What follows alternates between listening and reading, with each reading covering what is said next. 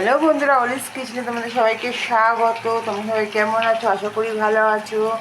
রোজকার মতো নিয়ে চলে এসেছি আমার দুপুরের মেনু।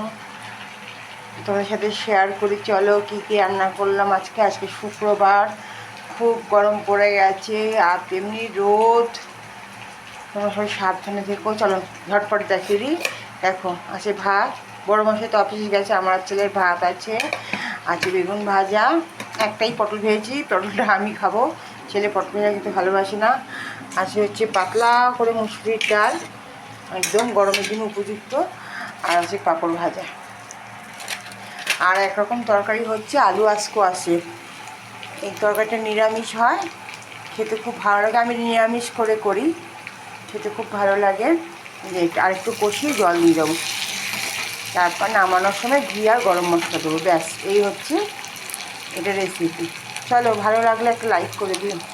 সাবধানে দেখো, সুস্থ থেকো, আর দেখতে থেকো আমার ব্লগগুলো।